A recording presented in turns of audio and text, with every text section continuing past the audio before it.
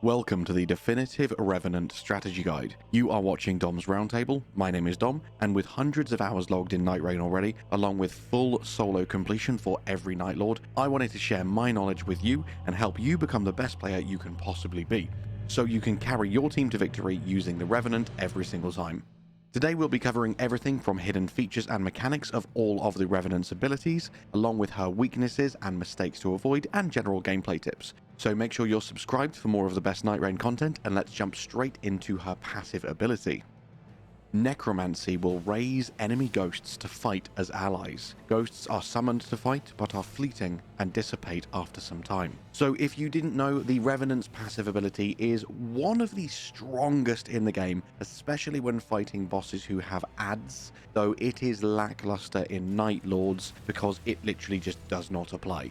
However, how Necromancy works is whenever the Revenant deals the finishing blow to any enemy other than a major boss, as I say, it must be the finishing blow, she has a chance of reanimating that defeated foe as an allied phantom, which will follow her for a brief period of time and engage any further targets that she attacks.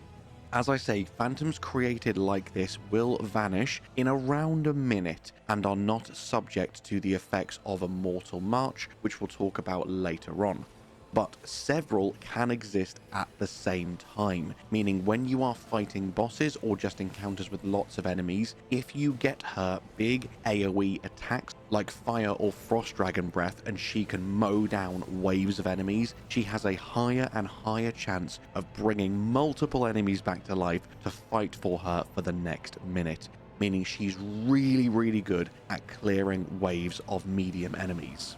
And all of the enemies that she raises as part of her Necromancy ability can exist alongside your 3 primary summons. So you can have one of your primary summons active, which we'll talk about in just a minute as part of the character skill, and then an endless amount of limited time ghosts as well.